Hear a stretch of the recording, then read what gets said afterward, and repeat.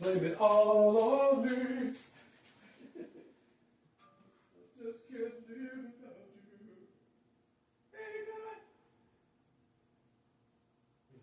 T. All right. They got you good.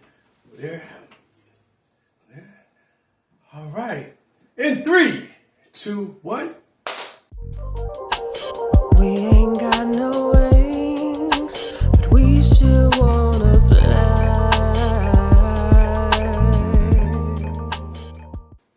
Welcome to another episode of Within the Story. I'm so happy, y'all. Like, we've been trying to get this for years. We've been trying to coordinate this for years, and it all started on IG, and I had a show, a convo with a comic, man. But now, since we here in a different type of space, we another episode with Within the Story. I got my bros, John Bell, man, who's an extraordinary person, a comedian, dope storyteller, and an impersonator. This dude can do all types of impersonations, but I just think he has an incredible story, and that's why we're here today, man. What's up, bros? What's going on? What's going on? We made it. So I guess we kind of got to start back over a little bit to get those who new to this platform to be more or less reintroduced to you. Okay. So to start it off, man, like tell them your journey, like what got you into like just entertaining people. You know what I'm saying? What got you to entertaining people? Oh man, it was ever since I was a kid, man. I've always loved making people laugh. That's been bringing people joy through laughter brings me joy. I think that when you make someone laugh, even if just one person, whether it's they're in tears laughing or they're just their stomach's hurting from laughing, I feel like it kind of takes them out of whatever dark place they may be in their lives at that point in time. That's what comedy did for me. So I just ever since I was a kid, I'm always goofy. I'm always trying to do something. I'm always making my kids laugh. My wife. Sometimes my wife's like, "All right, that's enough." but you know, and she's a goofball herself, so it kind of evens out. But just my whole life, man, I love making people. Oh Lord, now you say she's a goofball too, so it's got to be something when she say, "Hey, that's a."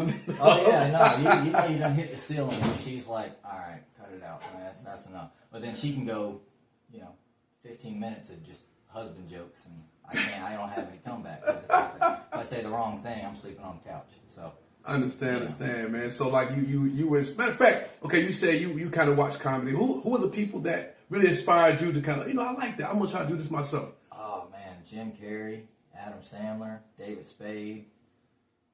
As far as impressions went, it was Frank Caliendo, Dana Carvey. Just so many people, man. And I remember as a kid watching those guys and trying to emulate what they were doing because of the way it made me feel.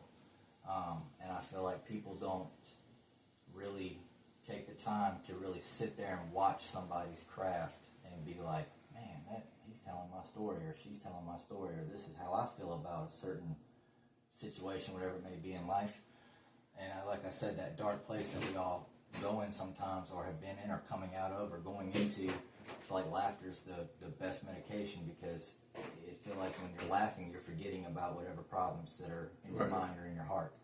And for me, making people laugh and being an entertainer is one of the biggest blessings that God has given me, because it's given me the equipment and the ability to take someone's energy or bad mood or whatever and flip it around to laughing about whatever it is I'm doing, or just whatever anyone's doing. And they can walk out of a Comedy Zone, or they can walk out of a Coffee Underground, and even if they don't, I don't care if I'm the conversation on the ride home. As long as I made them laugh, that's my job was done. That was my goal. So, but Jim Carrey was the biggest influence for me, because he kind of came from a broken home and things like that. So to see what he came from to what he is now, I feel like that's kind of where I'm slowly building towards. Okay. All right. So let me ask you, who was your first impression? George W. Bush was my first one. Well, if I'm being honest, it was a lady that went to church with us when I was a kid. There we go. Now we get into the nitty gritty. Yeah, the nitty gritty. She's not watching. She used to always do this thing where she'd be clapping during worship, but she would like look behind her, and she'd look around, and she'd just be clapping and she's looking around. So I started to, like, on the way home, I was like in my car seat, was like looking around, and my mom's like, "What are you doing?" Like, "I like it. I always clap like that." And then as I started getting into like middle school, high school years, I started seeing like who I could sound like. So I started watching George W. Bush videos and the goofy things he'd say. And so I'd walk out of my room and be like, this is nice. This is a great, it's a space in between. This is, and you talked about math problems earlier. It got me all jumbled up. I don't Yeah. So it was kind of like that. I man. love it. Yeah, it was. So that was the first one, and then I just started working on them from there. Really. Really? Yeah. Okay. Which impersonation or which character or which person you, I guess, would be your favorite? Like you really enjoy doing it? Golly, man. Well, I just started imitating George Lopez. I just realized that the other night. I was kind of sitting in the car because me and my wife, we DoorDash and Uber on the side, side hustle. Yeah, gotta grind. Gotta grind, yeah. And I was sitting in the car and I was kind of like, I was thinking, because it always starts up here for me. It's never like, I can't imitate it unless I think about it, let it kind of simmer for a little bit. And then I kind of started like thinking about what if George Lopez was a cop and you pulled somebody over and he walks up like, hey, Chingo, what are you doing? Hey, you speak, it's a ticket. Hey, don't let me catch you again. And That's pretty good. Yeah, I started, and then my wife got in the car, and I was like, hey, don't slam the door. What are you doing? It's expensive. Don't do it again. So it's like kind of, and she was like, I don't know who that is. That's always the worst fear for me when I imitate somebody, and they're like, I don't know, who is that? It's George Lopez. She's like, oh. Okay.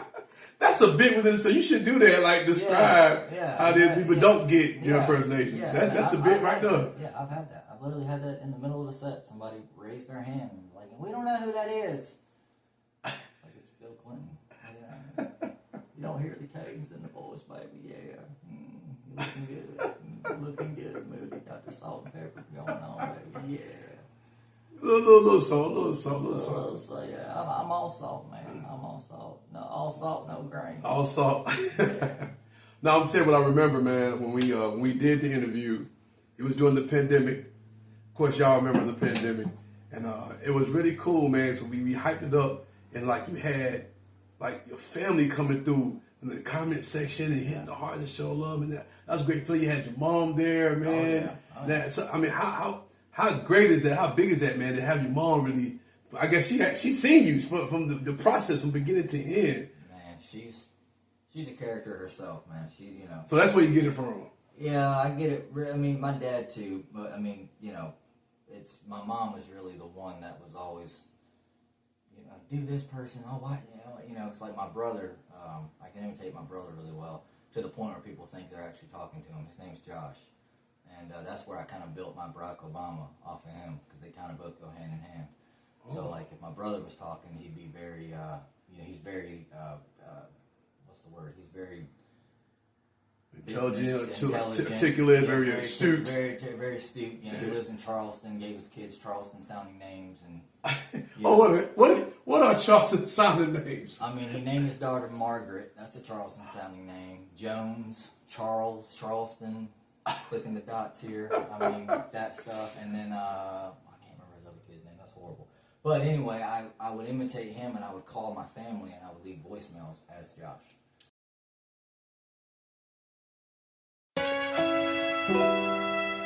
Yeah, that's that feel good.